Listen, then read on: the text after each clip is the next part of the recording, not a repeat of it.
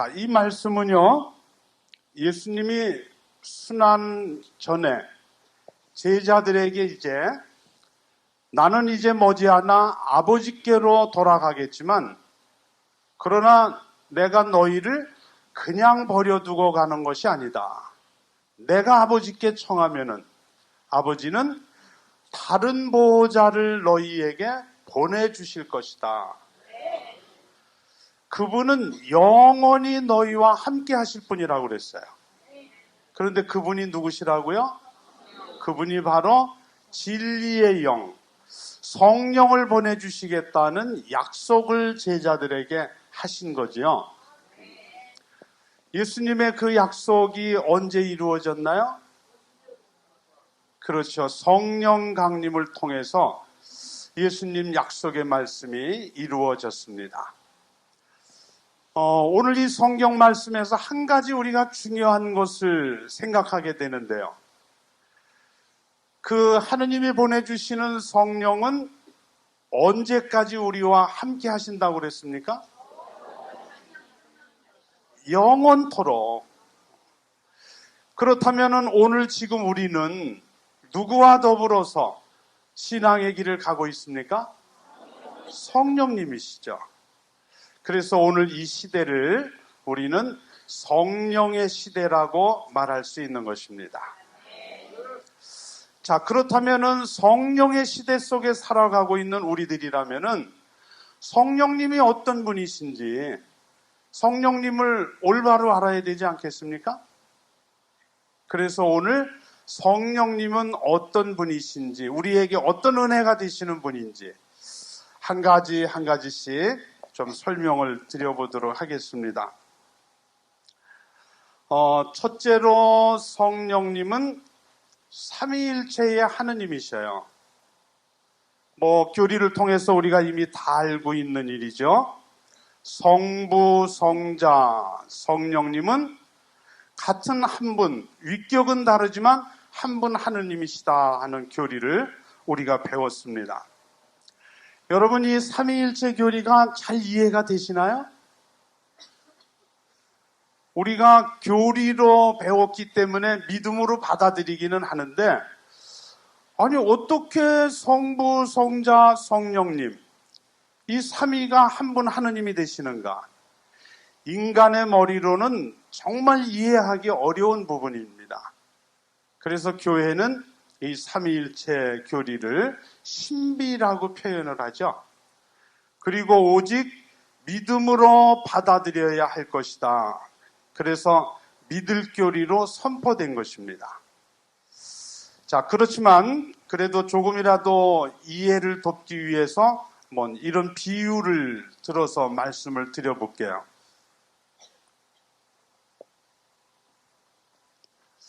여러분, 제 이름 아시나요? 본명을 아시나요? 제 본명이 뭐예요? 맞습니다. 참 생긴 것도 괜찮게 생겼어요. 착각하나요? 자, 이 김분도 제 세례명이죠. 저는 분명히 한 사람이 하나입니다. 그런데 때에 따라 가지고 제 아내에게서 저는 무엇라고 이름을 부릅니까? 제 아내에게 저는 남편이 되죠.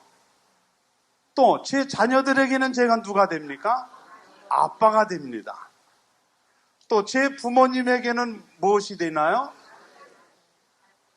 아들이 됩니다. 분명히 김분도는 한 사람인데 때에 따라서 남편이 되기도 하고 아빠가 되기도 하고 또 자녀가 되기도 하고 그렇게 여러 가지 모습으로 드러나지만 그러나 여럿이 아니라 김분도는 한 사람이다. 설명이 좀 이렇게 도움이 됐는지는 모르겠는데 또 다른 표현으로 한번 비유를 해본다면은 자, 나무가 한 그루 있다. 나무는 하나예요.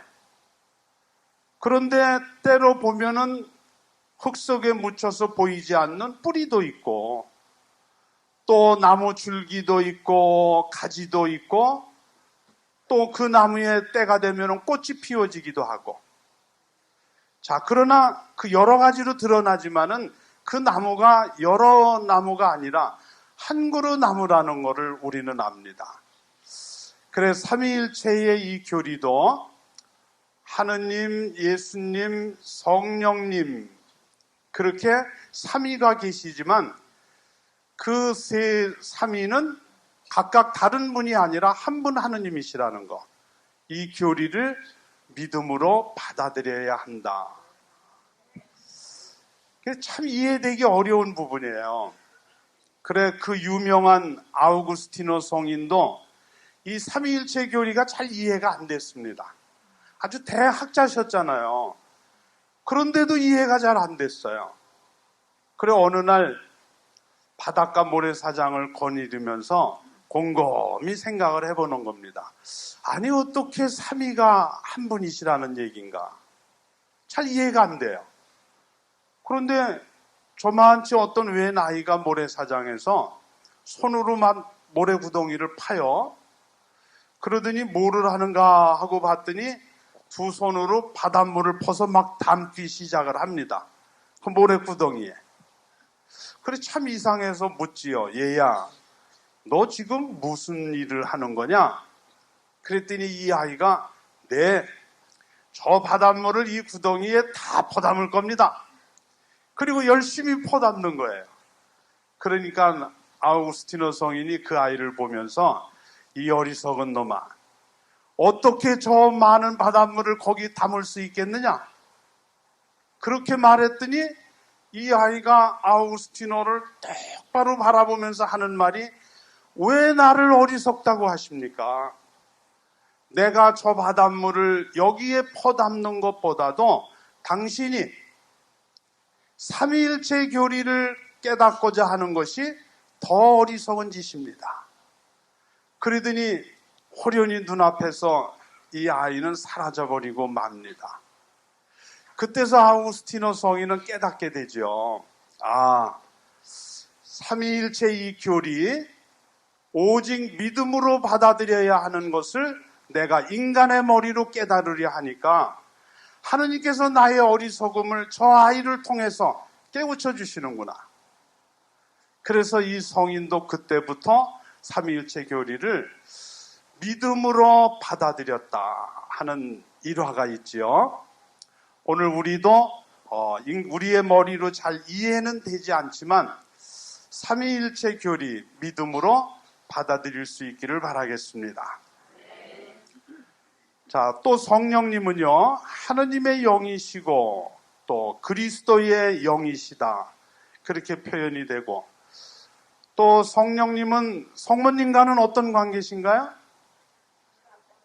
성모님의 짝이 되시는 분이다. 그래, 성령님과 성모님이 그 짝을 이루신다는 것을 사도신경을 통해서 우리는 잘 알 수가 있어요. 사도신경에서 그 외아들 우리 주 예수 그리스도님 무엇으로 인하여? 성령으로 인하여 누구에게 잉태되어 나시고? 동정녀 마리아께 잉태되어 나시고. 그래서요, 구세주의 탄생은 성모님 혼자 예수님 낳으신 게 아니에요. 그렇다고 성령님의 능력으로만 된 것이냐? 그것도 아니다. 그래, 주님의 탄생은 성령님과 성모님의 협력하에서 이루어진 사건이라는 것.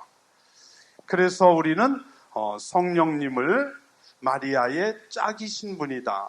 그렇게 가르치고 있는 것입니다. 또 성령님은 교회의 영이시라고 그러죠. 우리 교회의 영이신 분이다. 그래 성령은 그리스도의 몸인 교회 안에서 우리 몸의 영혼과 같은 역할을 하시는 분이다. 교회의 영이시라는 거죠.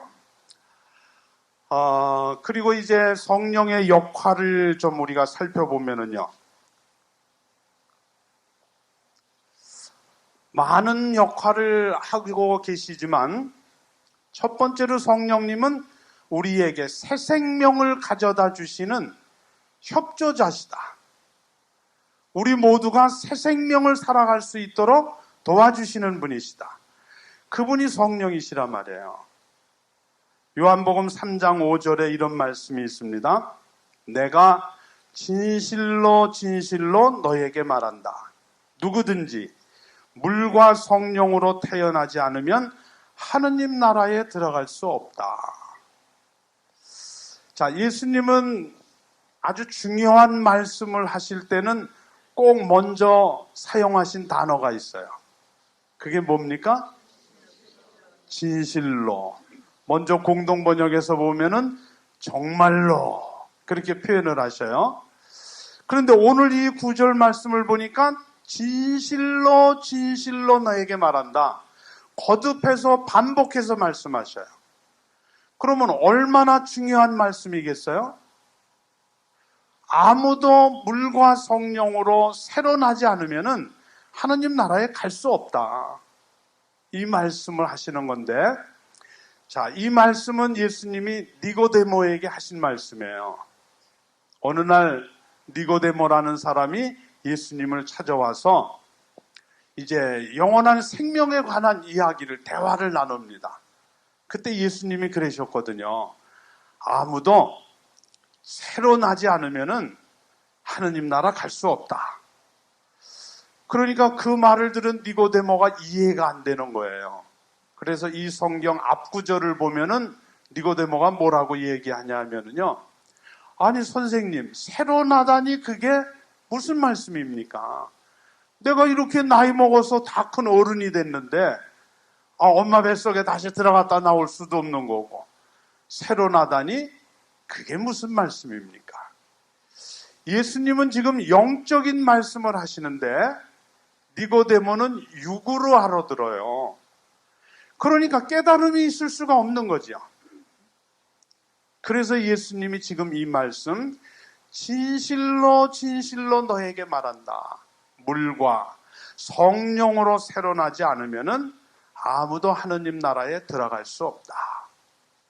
인간적으로는, 육적으로는 새로 태어난다는 게 불가능한 것이지만, 그러나 하느님께서 하시는 일은 안 되는 일이 없습니다, 여러분. 성령으로 말미암아서 우리는 거듭나게 되어진다. 바로 성령께서 하시는 역할을 이야기하시는 거죠. 자, 그래서 오늘 우리도 마찬가지예요. 오늘 우리들도 우리가 성령으로 거듭나지 않는다면은 우리가 올바른 신앙의 길을 갈 수 있을까? 어려운 얘기예요. 우리가 성령으로 충만하지 못하다면은 은혜가 뭔지, 신앙 안에서의 기쁨이 뭔지, 평화가 뭔지, 진정한 행복이 무엇인지를 알 수 있을까? 어려운 얘기예요. 그래, 오늘 여러분 모두가 이 밤샘 기도의 은혜로 거듭나서 돌아가는 놀라운 축복이 여러분 안에 함께 하기를 바랍니다. 그러기 위해서 여러분 초대해 주셨어요, 주님께서. 우리 다시 한번 주님께 감사의 박수를 드립니다. 할렐루야! 할렐루야! 자, 성령으로 거듭나야 된다. 이런 말씀을 드리면은 때로 거듭난다는 게 뭐냐? 새 생명을 산다는 게 뭘 얘기하는 것인가? 다 우리가 그래도 알고는 있지만 다시 한번 우리 성경 안의 이야기를 통해서 거듭난다는 게 이런 것이로구나 한번 좀 깨달을 수 있기를 바랍니다. 자, 성목요일 밤 최후의 만찬이 이루어진 날이죠. 그때 예수님이 제자들과 마지막 과월절 음식을 나누신 다음에 이야기하셨어요. 자, 너희들이 이제 다 나를 모른다 할 것이다. 무슨 얘기예요? 너희들 다 나를 배반할 거다. 그런 얘기잖아요. 그러니까 제자들이 그 말을 듣고 난리가 났어요. 아니, 무슨 말씀을 그렇게 하십니까? 우리가 스승님을 배반하다니요. 말도 안 됩니다. 주님, 저는 아니죠. 저도 아니죠. 이구동성으로 제자들이 나는 아니라고 이야기를 합니다. 자, 베드로가 가만히 있었을까요? 베드로는 한 수 더 떴어요. 뭐라고 그래요? 선생님, 스승님, 다른 제자들은 어떨런가 몰라도 내가 누굽니까? 내가 베드로입니다. 수제자 아닙니까? 나는 내 목숨이 달아나는 한이 있어도 절대로 주님을 배반하는 일 없습니다. 아주 주님 앞에서 호언장담을 하고 맹세를 합니다. 그런 일 절대 없다는 거예요. 자, 그런데 우리가 성경을 보면 금방 알 수가 있어요. 베드로의 그 맹세, 그 호언장담이 얼마나 갔나요? 불과 몇 시간도 못 갔어요. 예수님 겟세마니 동산에서 기도하시다가 이제 붙잡혀 가십니다. 예수님 붙잡혀 가니까 뭐 나는 아니지요, 저도 아니죠 했던 제자들 하나도 그 자리에 없었어요. 다 도망갔어요. 그래도 그나마 베드로는 그래도 뭔가 좀 달랐어요. 먼 발치에서나마 예수님을 따라가 보았다. 근데 여기서부터 문제가 생겼어요. 아니, 따라가려면은 바짝 따라가야지 왜 먼 발치에서 따라가요 그래? 그건 무슨 꿍꿍이 속이 있는 거 아닙니까? 아무래도 좀 이게 뭐가 좀 캥기는 게 있어요. 그래, 아마 제 생각에는 왜 멀찌감치서 따라가 봤을까? 만일의 경우에 예수님이 뭔 일이라도 당하시면은 여차직하면은 튀어야 되겠다. 그러니까 아마 가까이는 못 가고 멀찌감치서 상태를 주시하면서 이제 따라가 보지 않았겠느냐. 아니나 다릅니까? 웬 여인이 와가지고 당신 예수 제자 아니냐고. 그리고 물으니까 이 베드로가 어떻게 했어요? 몇 시간 전에는 별 소리를 다 하고 내 목숨이 달아나는 한이 있어도 그런 일 없다고 그랬는데 그 하찮은 여인 내의 질문 한마디에 베드로의 맹세, 베드로의 신앙 그냥 물거품이 되고 말죠. 당신 예수 제자 아니냐고 하는 말에 그런 소리 하지 말라고. 나 그런 사람 모릅니다. 딱 잡아떼죠. 다시 또 와서 묻습니다. 아니다, 예수 제자 맞는데. 두 번째는 베드로가 급해졌어요. 그래서 뭐라고 그럽니까? 나 맹세하지만 예수 제자 아니야. 맹세까지 합니다, 이제는. 몇 시간 전에 맹세는 무슨 맹세예요? 내가 목숨이 달아나는 한이 있어도 배반하지 않는다. 그 맹세가 몇 시간도 지나지 않아서 나는 예수 제자 아니라는 맹세로 지금 바뀌고 있는 겁니다. 이게 성령을 받기 이전의 베드로의 모습인 거예요. 세 번째 또 와서 물어보죠. 아니다. 내가 갈릴레아 사람들하고 이야기하는 것도 내가 다 봤다. 왜 아니라고 거짓말하는가? 세 번째는 베드로가 너무 급해졌어요. 그래 세 번째는 뭐라고 그럽니까? 내가 예수 제자면은 나 천벌 받수. 아니 어떻게 천벌을 받는다는 말까지 하면서 예수 제자 아니라는 겁니다. 이거 말이 됩니까 여러분? 그런 베드로 위에 무슨 교회가 세워질 수 있겠어요? 베드로 너는 반석이다. 내 위에 내 교회를 세울 것이다 그러셨는데 그런 베드로 위에 무슨 교회가 세워질 수 있겠냐고요. 그렇게 뿔뿔이 다 흩어져 도망간 그 제자들을 통해서 무슨 복음이 세상에 전해지겠냐고요. 아무것도 기대할 것이 없습니다. 그런데 그렇게 보잘것없던 이 초대교회 제자들이 다락방에 모여서 기도하고 있을 때 예수님이 아까 말씀드렸던 성령을 보내주시겠다고 하는 약속이 오순절에 그 다락방에 그 자리에서 약속의 말씀이 이루어지지 않습니까? 사도행전 2장을 보면은 성령 강림의 장면이 잘 묘사되어 있어요. 하늘에서 세찬 바람이 부는 듯한 소리가 들려오더니 주님의 성령께서 불여의 모습으로 제자들 위에 내리셨다. 자, 그 성령을 받은 제자들의 모습이 어떻게 달라지나요, 이제?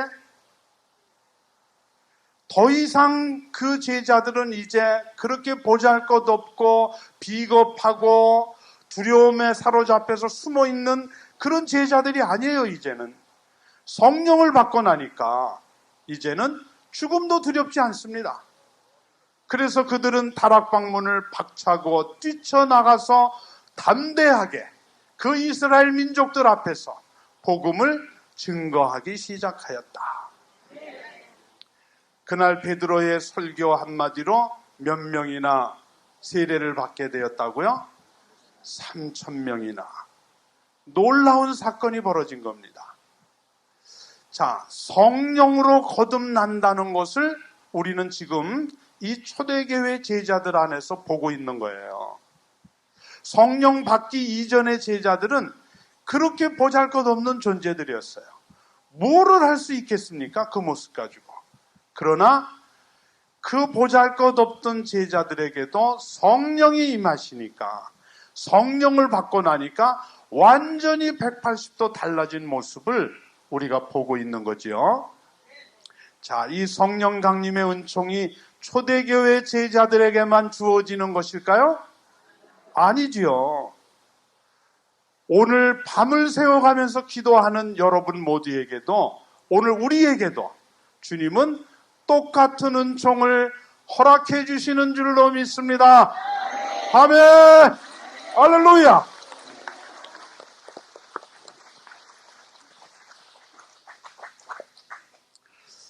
그렇게 성령님은 새 생명을 가져다 주시는, 거듭나게 해주시는 분이라는 거 말씀을 드렸고, 두 번째로 성령님은 우리가 예수님을 나의 주님이시라고 고백할 수 있도록 도와주신다. 어떤 분은 그래요. 아니 그러면 예수님이 주님이시지 누가 아니라고 그랬냐, 그런 이야기를 하는데, 성경 고린도일서 12장 3절 말씀을 보면은 성령에 힘입지 않고서는 아무도 예수님은 주님이시라고 말할 수 없다 그랬어요. 성령의 힘을 입지 않고서는 아무도 예수님은 나의 주님이시다, 그렇게 고백할 수 없다는 거예요. 이게 잘 이해가 안 될 텐데요. 자, 우리가 예수님을 그러면 주님이라고 부르지 뭐 다르게 부르는가? 예수님 나의 주님 그렇게 부르지 않습니까? 그런데 말로는 우리가 예수님을 나의 주님이시라고 고백했어요. 예수님 나의 주님, 주님 저의 기도를 들어주세요, 그렇게 말하지만 한번 우리 가슴에 두 손을 얹고 솔직하게 한번 생각해보자. 정말 예수 그리스도 저분이 내 삶에 나의 주인이셨던가? 정말 예수님이 나의 주인이신가? 그래서 나는 나의 주인이신 예수님의 말씀대로 세상을 살아가고 있는가? 한번 생각해 보자.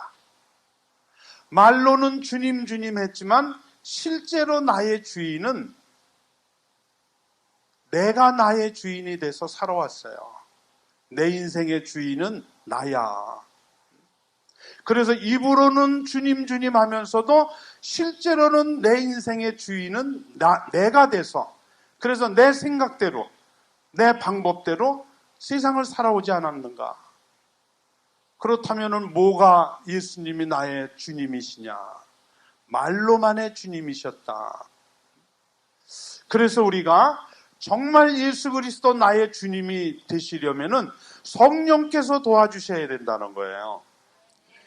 그래서 성령에 힘입지 않고서는 아무도 예수는 주님이시라고 할 수 없다, 이 말씀을 드리고, 또 성령님은 우리가 증거자의 삶을 살아가도록 도와주시는 분이에요. 증거자의 삶.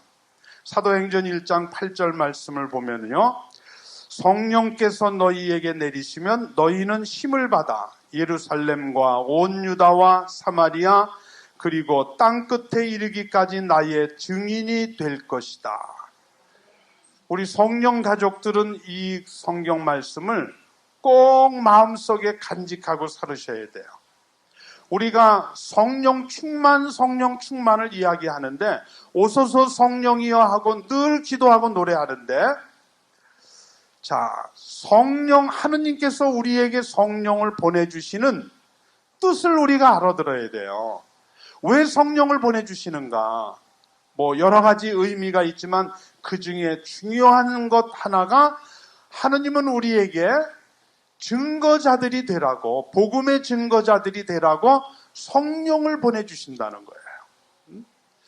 그래서 성령이 너희에게 내리면 너희는 힘을 받아서 온 세상을 두루다니면서 나의 증인이 될 것이다. 복음의 증거자들이 되라고 성령을 우리에게 보내주신다는 걸 꼭 기억하시고 복음 선포에 앞장서시는 여러분들이 되시기 바라겠습니다.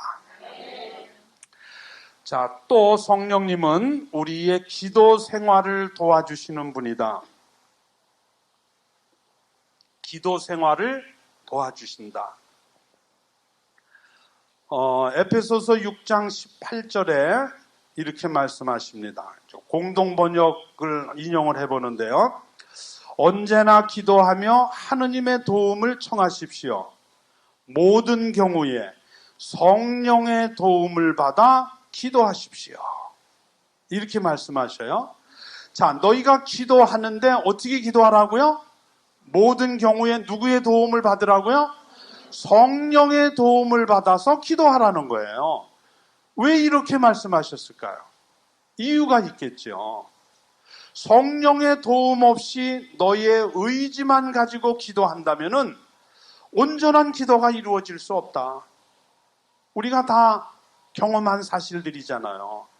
내 의지만 가지고 기도할 때 기도가 잘 됩니까?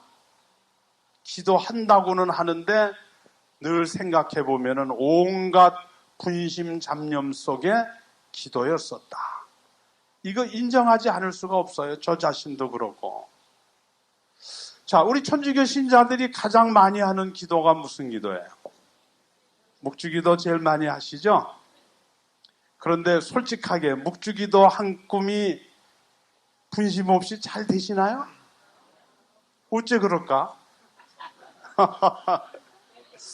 그래도 정신 차리고 하면은 한 1단 정도는 그래도 어느 정도 이렇게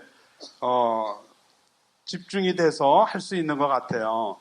그런데 벌써 2단만 가도 이게 이제 완전히 달라지는 거야. 묵주알은 잘 넘어가요. 뭐 전혀 이상 없이 넘어갑니다. 그런데 머릿속에서는 온갖 분심 잡념이, 은총이 가득하신 마리아님 기뻐하소서 하면서 세상에 못할 짓이 아무것도 없어요. 은총이 가득하신 마리아님 하면서 가지 못할 데가 아무 데도 없어. 은총이 가득하신 마리아님 하면서 뭐 동창회 모임을 안 갔다 오나, 개돈 타러 갔다 오지를 않나, 뭐 잔치집을 안 갔다 오나, 뭐 뭐든지 다 해, 머릿속에서는. 그러다 보면은 그냥 오단 다 지나가고 말았어요.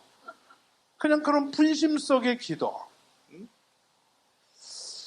그래, 분심 없이 좀 기도해 볼 수는 없을까? 그러나 인간의 의지는 그렇게 보잘것없는 겁니다.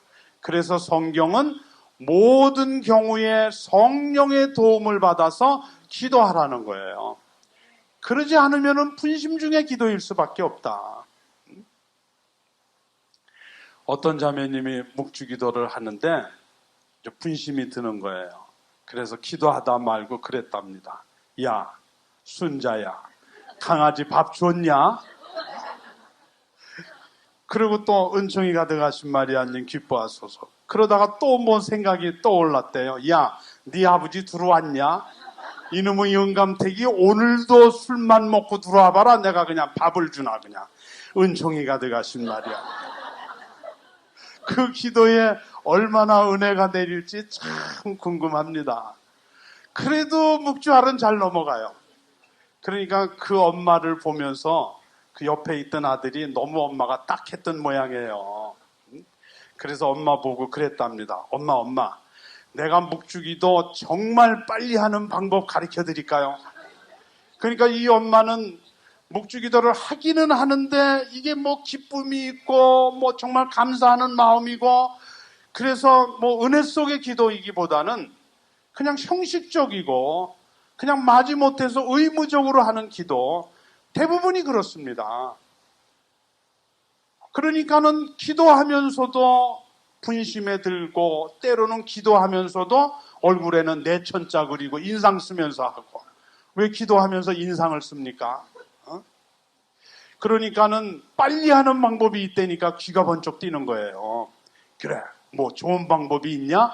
그러니까 아들이 가르쳐 줬습니다. 엄마, 그러지 말고 딱 한 번만 해. 그냥 한 번만 큰 소리로 은총이 가득하신 마리아님 기뻐하소서 하고, 그 다음부터는 그냥 묵주알 넘겨.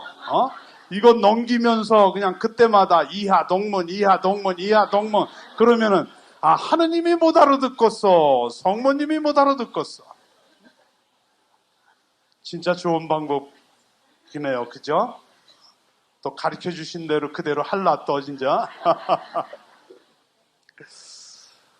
이 얘기를 언젠가 한번 목포에 가서 피정을 할 때 이 얘기를 했더니요, 세상에 그 목포 회장님은 한수 뒀더. 저보고 그래, 아이고 회장님 우린 그렇게 안 해요. 그래. 그거 어떻게 합니까? 그랬더니 자기네들도 그냥 은총이 가득하신 마리아님 한 번 하는 거는 똑같으대.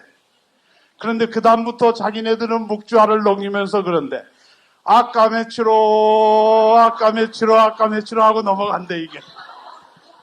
그래서 아까 며칠로가 뭡니까? 그랬더니 금방 한 것처럼, 뭐 아까 한 것처럼 인간의 의지만 가지고 기도한다면은 그렇게 분심 중의 기도일 수밖에 없다는 거죠. 그래서 성경은 모든 경우에 성령의 도움을 받아서 기도해라. 앞으로 성령의 도움 청하세요, 여러분. 그래, 기도하기 전에 먼저 우리는 오소서 성령님, 제 안에 오셔서 제가 기도할 때에 분심에 빠지지 않도록 저를 도와주시고 주님과 하나 되는, 일치되어서 기도할 수 있는 은총을 저에게 허락하십시오. 성령의 도움을 청하고 기도하라는 거죠. 기도뿐만이 아니에요, 여러분. 성경 읽을 때도 마찬가지예요. 여러분 성경을 읽을 때마다 그냥 은혜가 막 쏟아집니까? 그러면 그냥 읽지 말라 그래도 서로 다 읽을 텐데. 자, 몇몇 자매님들이 이렇게 모여서 이야기하는 소리를 한번 들었어요. 근데 한 자매님이 그러시더라고. 아이고, 요즘 그냥 성경 말씀이 얼마나 은혜로운지 모르겠대. 꿀맛처럼 달대. 그러니까 그 옆에 있던 자매가 이상한 듯이 쳐다보면서, 뭐가 성경 말씀이 그렇게 꿀맛처럼 달아? 난 그런 거 하나도 모르겠대. 그러더니 하는 말이, 그런데 한 가지 분명한 거는 있습니다. 그래서 제가 궁금해졌어요. 그래서 그 자매님한테, 자매님 뭐가 그렇게 한 가지는 분명합니까? 그리고 물어봤더니 이 자매 하는 말이, 그거 뭐 딴 거는 잘 모르겠는데 수면제 역할은 분명히 합니다. 아니, 누구는 성경 말씀 안에서 꿀맛처럼 달다고 말하는데 왜 누구는 수면제 역할밖에 안 돼요? 아마 성경만 읽기 시작하면 잠이 저절로 오나 보지요? 이유가 있겠죠. 그래서 우리도 성경을, 말씀을 읽고 묵상할 때도 그냥 성경을 대하지 마세요. 오소서 성령님, 제 안에 오셔서 제가 말씀을 읽고 묵상할 때에 그 말씀이 깨달아지게 해주시고, 깨달아진 그 말씀을 제 마음속에 새겨주시고, 내 마음 안에 새겨진 그 말씀을 삶 속에서 행동하며 살아갈 수 있는 그런 은혜를 저에게 주십시오. 성령은 협조자로 우리에게 오신 분입니다. 우리를 도와주시기 위해서 오신 분이에요. 그러니까 우리가 그분의 도움을 청하는 것은 너무도 당연한 일입니다. 내가 뭐가 그렇게 대단해서, 뭐가 그렇게 잘나서 나를 도와주시겠다고 오신 분이 계시는데도 도움도 청할 줄 모르고 산다면은 정말 우리는 잘못된 신앙을 사는 거지요. 그래서 항상 우리가 기도 생활을 도와주시는 성령님께 그런 기도의 성장이 이루어질 수 있도록 도움을 청하시기 바랍니다.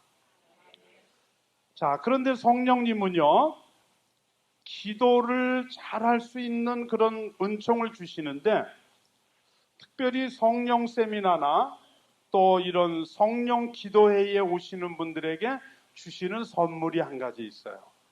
특별한 기도의 선물을 하나 주십니다. 그 선물이 무슨 선물일까요?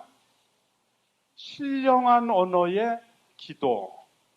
우리 공동번역에서는 이상한 언어의 기도라고 그랬죠. 또 심령 기도라고도 우리 말하죠.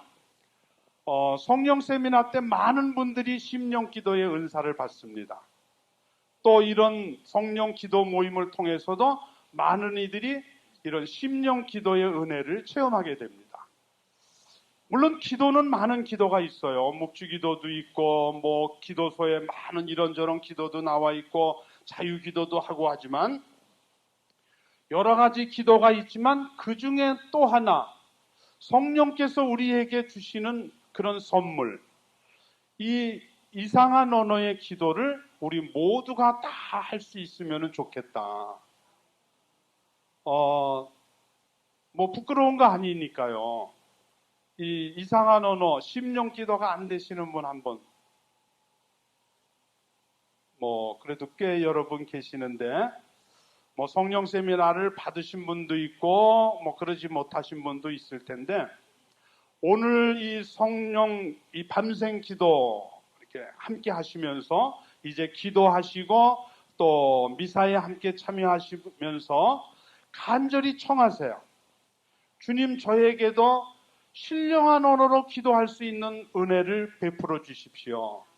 그렇게 믿음을 가지고 청한다면은 오늘 여러분 모두에게도 심령으로 기도할 수 있는 은혜를 하느님 허락해 주실 줄로 믿습니다. 물론 이 은사는 내가 내 의지를 가지고 청해야 돼요. 청하지 않는 사람에게 또 때로는 거부하는 사람들도 있어요. 심령 기도를. 저는 그런 사람을 여러 번 이렇게 보게 됐는데,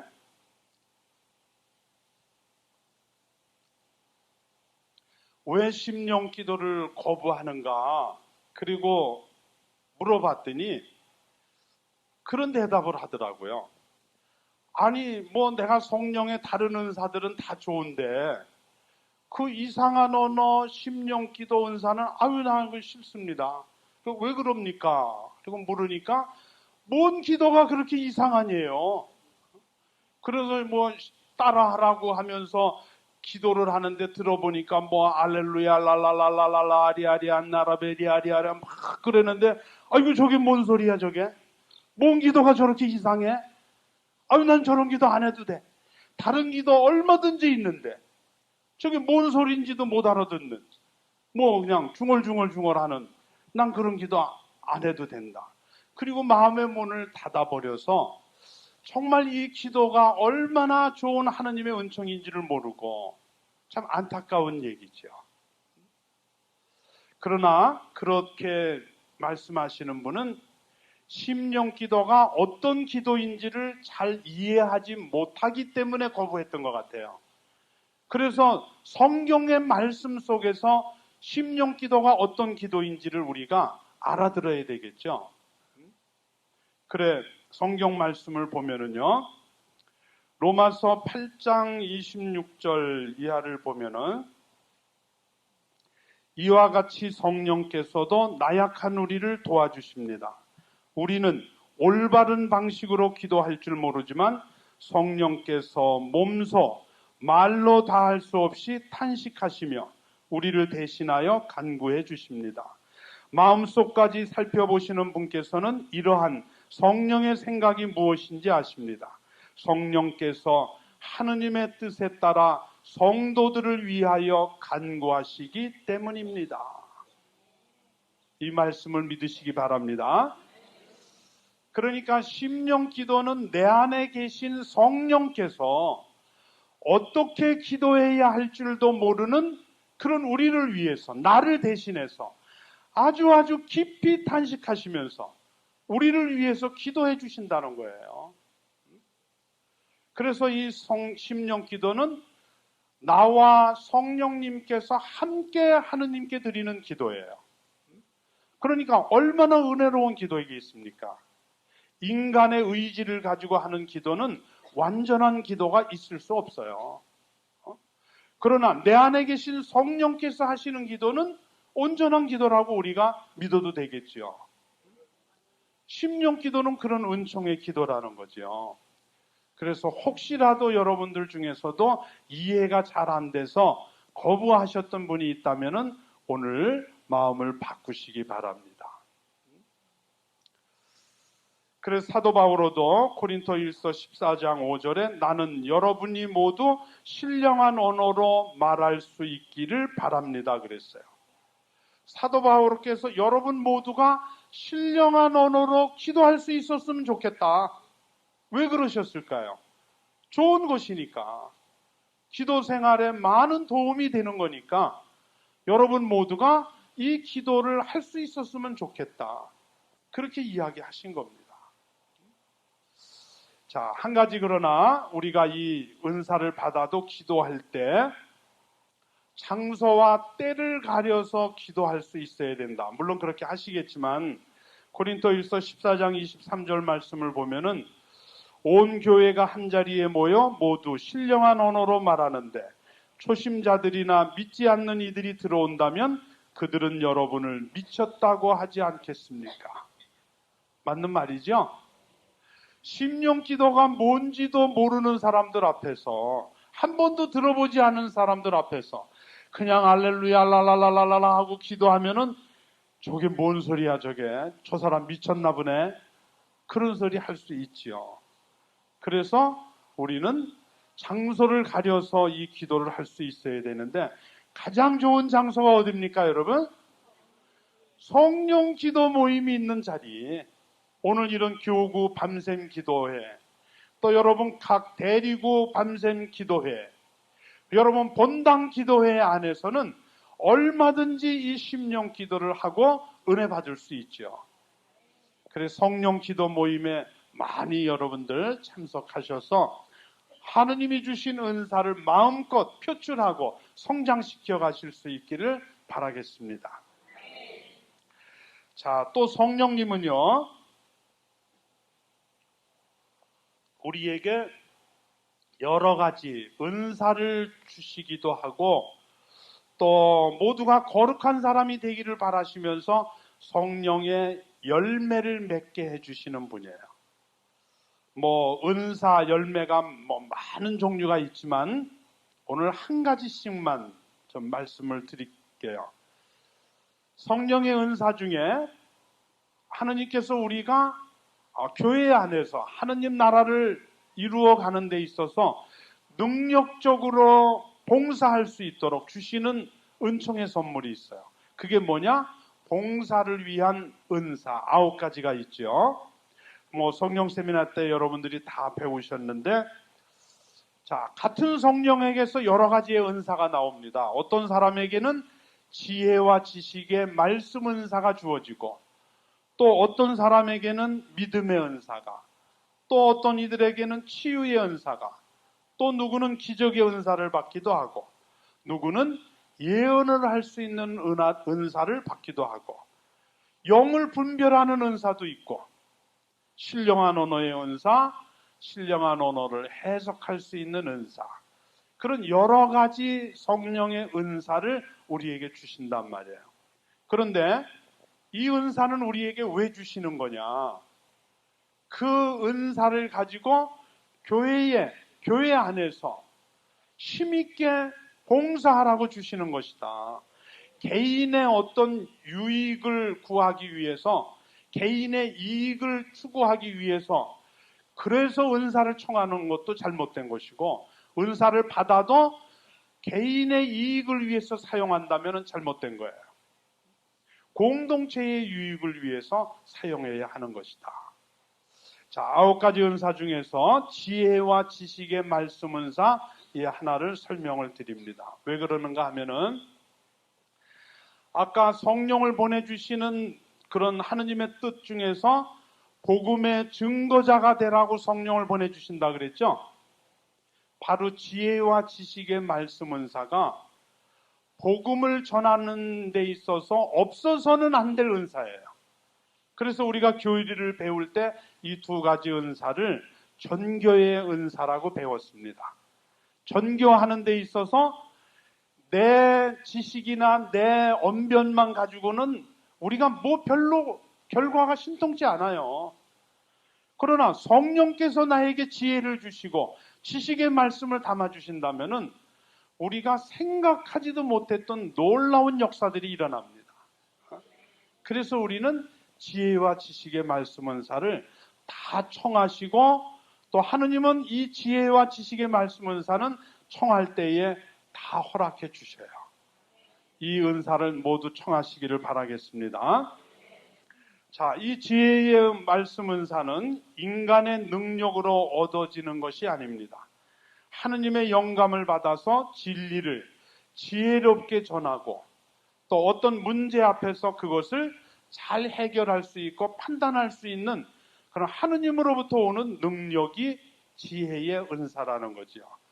그리고 어떤 신앙의 진리를 가르치거나 복음을 설명할 때 아주 설득력 있게 명확하게 그렇게 전하고 가르칠 수 있는 그런 능력을 지혜와 지식의 말씀 은사를 통해서 얻어지는 것이다.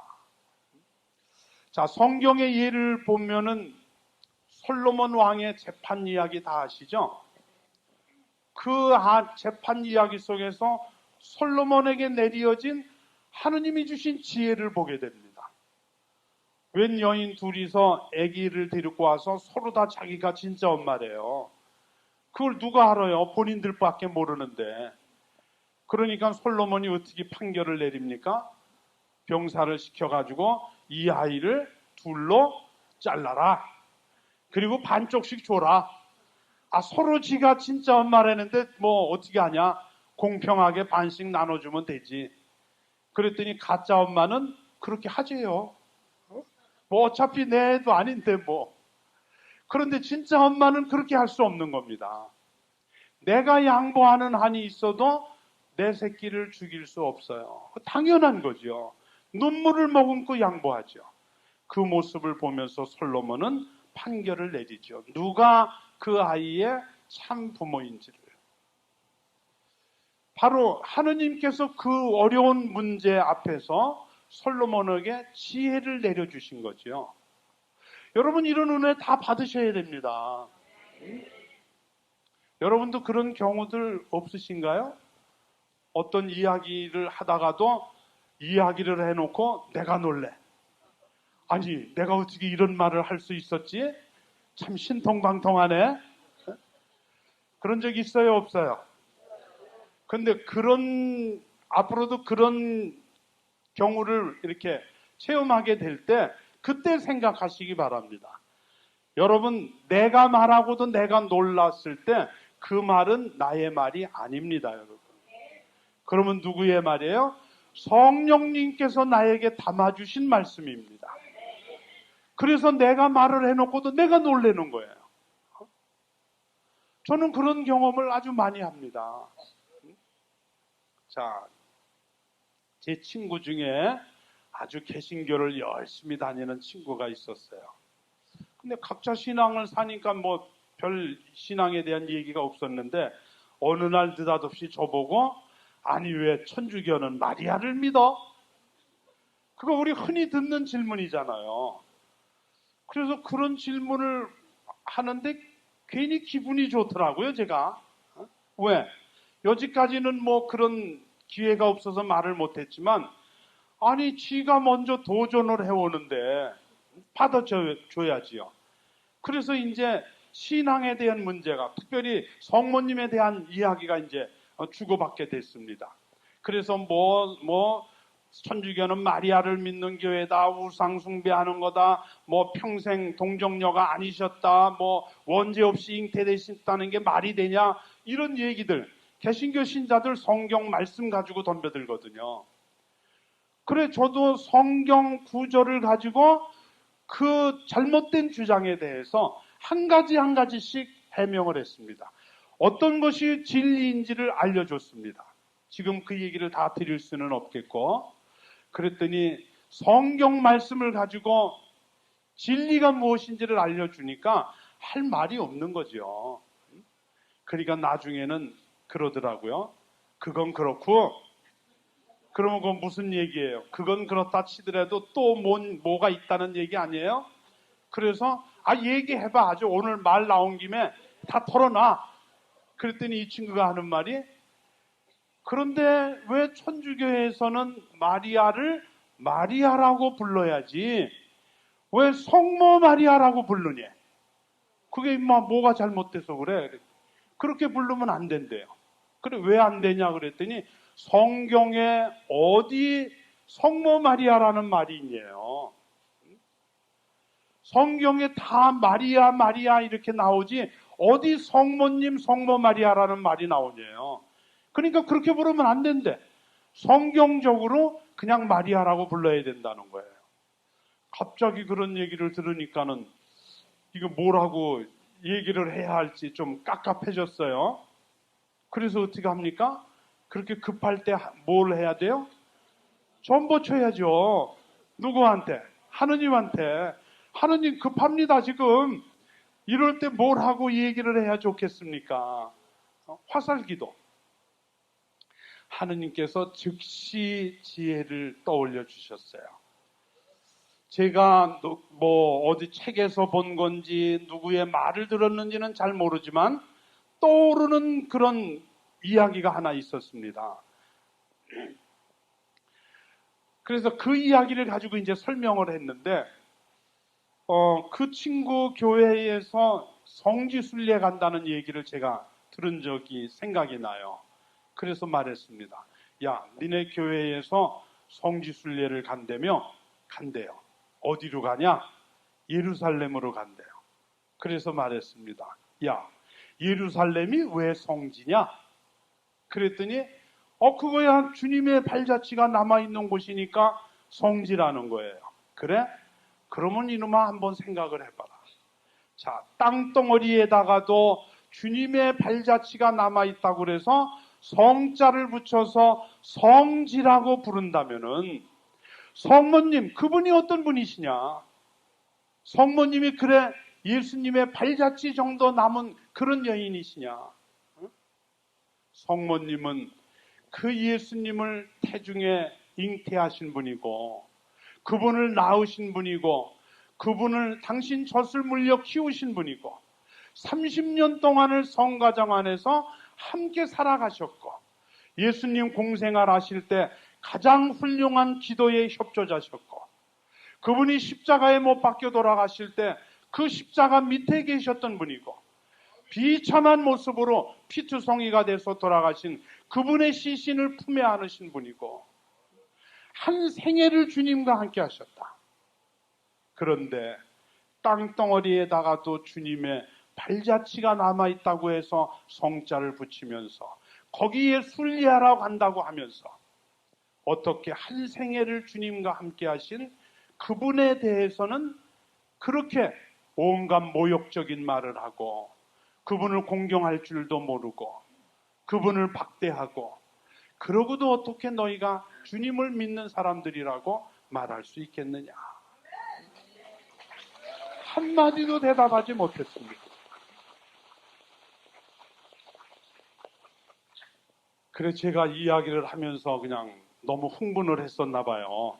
지금도 좀 흥분이 되는데 그래서 좀 그냥 흥분이 돼도 좀 차분히 얘기를 해야 되는데 그냥 나온 김에 그 친구에다 대고 그냥 좀 심한 말을 했습니다.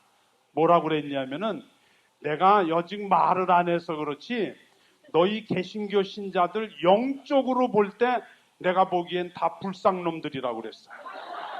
그랬더니 아니 기분 안 좋겠죠. 눈이 이만해져요. 그래, 내가 왜 너희가 불쌍놈들인지 설명하겠다. 그러면서 어떻게 너희가 믿는 주님을 낳아주신 그분에 대해서 그렇게 온갖 모욕적인 말을 일삼고, 어떻게 주님의 어머니이신데도 불구하고 공경할 줄도 모르고 받들을지도 모르고, 그리고 어떻게 너희가 영적으로 제대로 된 사람이라고 말할 수 있겠느냐. 불쌍놈이다. 내가 보니까 니네 교회 목사 어머니가 뭐 어디 길거리를 지나가면은 저쪽에 있던 사람도 그냥 건너와가지고 아이고 어머니 안녕하세요. 어머니 어디 가세요? 그리고 그러대. 왜 그러냐? 그랬더니 이 친구가 목사님 어머니니까 그러지. 목사님 어머니니까 존경받아야 되고 대우해드려야 된다는 거예요. 이놈아 그러면 생각 좀 해봐라. 일개 목사의 어머니만 돼도 너희에게 그렇게 존경받고 대접받으셔야 된다면은 성모님 이분이 어떤 분이시냐? 그래 일개 니네 교회 목사의 어머니와 비교되실 수 있는 분이냐 말이에요. 어떻게 일개 목사의 어머니에게는 그렇게 온갖 존경을 다 하면서 너희가 믿는 예수 그리스도의 어머니에 대해서는 어떻게 그런 마음을 갖지 못하는가? 한마디도 대답을 못했습니다. 자, 그 친구에게 제가 했던 모든 말들이 평상시에 제가 준비하고 있던 말일까요? 아니에요. 수첩에다 뭐 적어가지고 다니다가 누가 그냥 이런 거 물어보기만 해봐라. 내가 이렇게 대답해야지. 그래서 수첩 꺼내놓고선 뭐 이야기한 거예요? 아니거든요. 그 순간에 하느님 도와주세요. 제 입에 당신의 말씀을 담아주십시오. 그렇게 기도했을 때 이런 지혜를 떠올려 주시더라. 여러분 모두도 주님으로부터 오는 이런 지혜의 말씀 은사를 풍성히 받으셔서 온 세상을 두루다니면서 주님을 증거하고 전하는 복음의 선포자들이 되시기를 바랍니다. 할렐루야! 할렐루야! 할렐루야! 자, 그리고 성령님은 또 우리가 모두 거룩한 자들이 되도록 성령의 열매를 맺게 해주시는 분이다 그랬어요. 물론 성령의 은사나 성령의 열매나 똑같이 성령님으로부터 오는 거지요. 그런데 조금 차이가 있어요. 다른 부분이 있어요. 뭐가 다르냐? 같은 성령께서 오는 것이지만 은사는요 필요한 것이죠. 그러나 우리가 어떤 은사를 받지 못했다고 해서 구원받는데 무슨 지장이 있느냐? 그건 아니에요. 그러니까 뭐 어떤 사람이 심령 기도를 할 줄 모른다. 그래서 구원받지 못할까요? 말도 안 되는 소리예요. 누가 치유의 은사가 없어서 구원받지 못하나요? 말도 안 되는 소리죠. 필요한 것이지만 그것이 나에게 없다고 해서 구원받는데 문제되는 것은 아니다. 그러나 성령의 열매는 다른 것이에요. 성령의 열매는 세상에 그 누구도 성령의 열매를 맺지 못하고서는 아무도 하느님 나라에 들어갈 수 없습니다. 이것이 차이점이에요. 은사와 열매의 차이점. 루카복음 13장 6절을 보면은 3년이나 열매를 따보려고 왔지만 열매를 맺은 걸 못 봤다. 어떻게 하라고 그랬어요? 잘라버려라. 열매도 맺지 못하는 저 나무가 무슨 소용이 있느냐? 열매 맺지 못하는 신앙은 결코 하느님 나라에 갈 수 없다는 거. 그래서 우리는 성령의 열매를 맺기 위해서 노력하고 기도하는 삶을 살아야 됩니다. 갈라디아서 5장 22절에 9가지 열매를 말하죠. 사랑, 기쁨, 평화, 인내, 호의, 선의, 성실, 온유, 절제. 뭐 그 밖에도 또 많아요. 뭐 겸손의 열매도 맺어야 되고, 뭐 정직의 열매도 맺어야 되고, 뭐 맺을 열매들이 많지요. 자, 많은 열매들이 있지만 그 중에 으뜸은 무엇일까요, 여러분? 사랑이죠.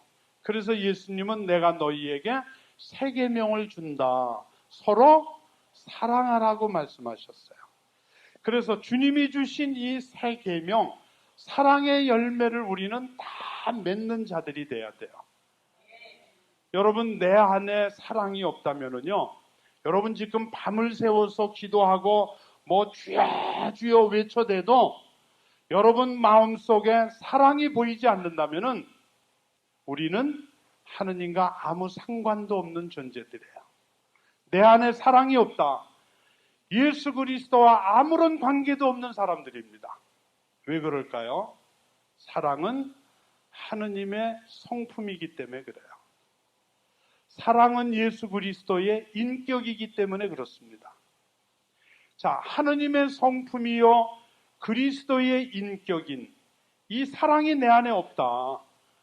그러면 어떻게 내가 그분과 관계에 있다고 말할 수 있어요? 전혀 상관없는 사람들이 되는 거예요. 그래서 먼저 우리는 사랑을 열매 맺도록 노력해야 된다. 사랑을 열매 맺으시기 바랍니다. 그래서 고린토일서 13장 사랑의 장에서도 사도 바울은 그렇게 말했습니다.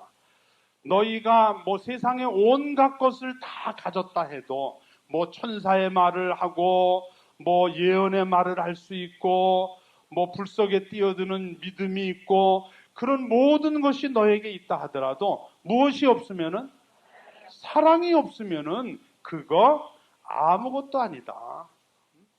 그저 울리는 꽹과리 소리, 소란한 징소리에 불과하다고 그랬어요. 그래 우리는 무엇보다도 우선해서 사랑을 열매 맺는 사람들이 돼야 하겠다. 하느님이요 이 세상의 사람들을 내려보내실 때 이 마음에다가 다 사람마다 꽃씨를 하나씩 심어서 보내셨답니다. 그런데 세상을 다 살고 돌아오는 사람들을 보는데 이게 웬일이에요? 이 꽃씨를 심어 보냈는데 꽃밭을 갖고 오는 사람은 보이질 않고 그냥 맨 잡초만 그냥 무성해가지고 오더랍니다. 하느님이 속상하셨겠죠? 그래서 나는 꽃밭을 갖고 오보라고 꽃씨를 심어서 보냈는데 어째 너희는 잡초만 무성해져 왔느냐?